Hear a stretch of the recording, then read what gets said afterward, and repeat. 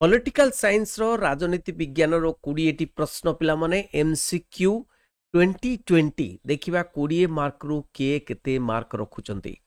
समस्ते live chat box रे answer देबे। प्रथम प्रश्न एठी पिला माने बहुत बढ़िया प्रश्न निम्नोक्त मध्यरु केउटी गणतंत्र रो लक्षण नुहे ए राजनीतिक समानता। अरे समानता तो गणतंत्र रो लक्षण अटे नुहे केमती हबो आईन शासन ही हुए गणतंत्र रे जनप्रिय सार्वभौमत्व भी जनप्रिय माने लोक मानकर शासन चले निरंकुश शासन माने कोनोसी अंकुश नाही गणतंत्र रे कोनोसी अंकुश नाही निरंकुश कोनोसी केही दखल देबेनी सेटा कथा नुहे कहना ऑपोजिशन पार्टी अपोज करिवो पार्लियामेंट अछि संसद अछि ताकू चेक करिवो किंतु निरंकुश शासन नुहे। नेक्स्ट प्रश्न किए कहिचंती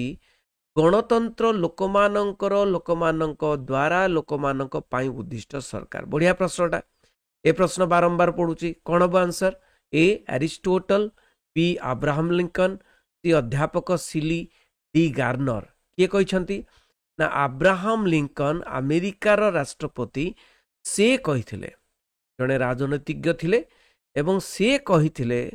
जे एया नहीं। नेक्स्ट प्रश्न गणतंत्र एक सरकार जेउठी प्रत्येकंकर अंश अछि या किए कहिसंती प्रत्येकंकर अंश अछि माने एटा पॉजिटिव गोटे संज्ञा देइचंती ए सिली बी अब्राहम लिंकन सी गांधी डी गार्नर कौन हम ना एटा सिली कहिसंती सिली जने राजनीतिज्ञ सिली कहिसंती। नेक्स्ट प्रश्न पृथ्वीर बृहत्तम गणतांत्रिक राष्ट्र किए। बहुत बढ़िया प्रश्न पृथ्वीर बृहत्तम गणतांत्रिक राष्ट्र चीन बी रे युक्तराष्ट्र America C England D Bharat कौन हम ना बृहत्तम गणतांत्रिक राष्ट्र होची किए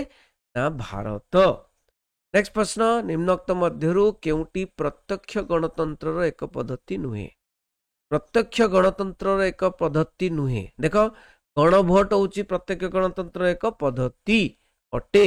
नहीं गण उद्योग मध्य अटे। अच्छा प्रत्याहार मध्य अटे प्रत्याहार करनवा अध्यादेश जारी करवा अध्यादेश कौन ना अध्यादेश गणतंत्र एक पद्धति नुहे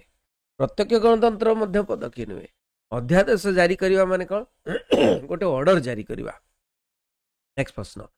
वर्तमान केउ राष्ट्र रे प्रत्यक्ष गणतंत्र प्रचलित। बढ़िया प्रश्न प्रत्यक्ष गणतंत्र माने डायरेक्ट डेमोक्रेसी केउ राष्ट्र रे प्रचलित A Bharat B Switzerland C England D Canada.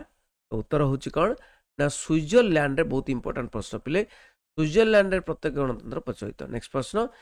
किए गणतंत्र को अयोग्यतार शासन बोली कहछन। बहुत बढ़िया प्रश्न A Abraham Lincoln B Garner C Rousseau D फागेट किए कहछंती ना उत्तर होची कौन पिला माने फागेट कहछंती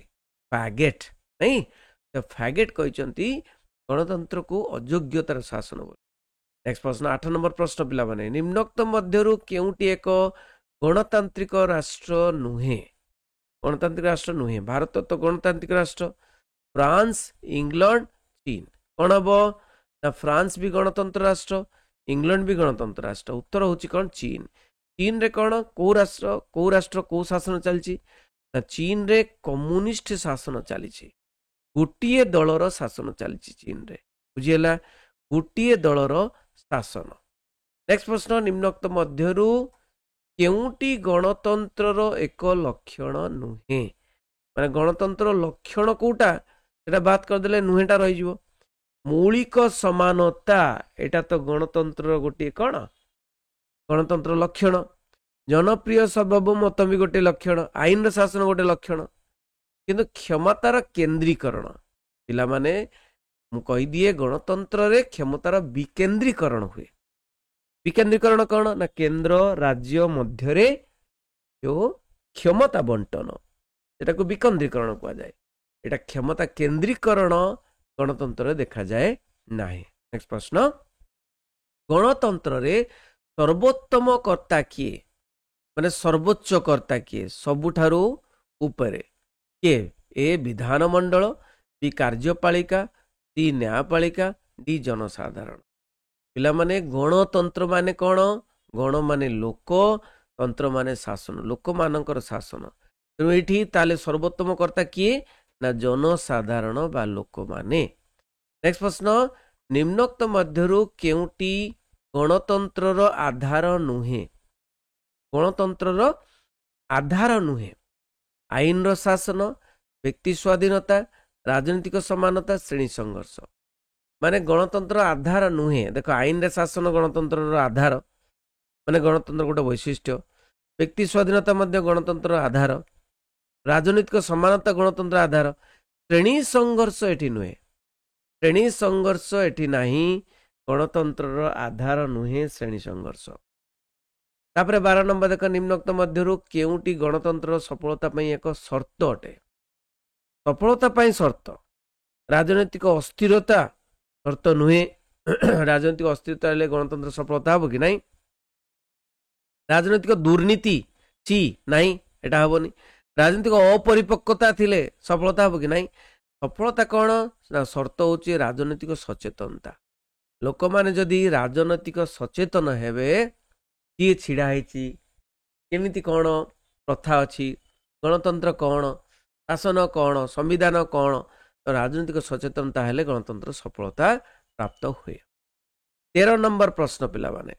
निम्नोक्त मध्यरु केउटी गणतंत्र सफलता पाई एक सहायक उपादान नुहे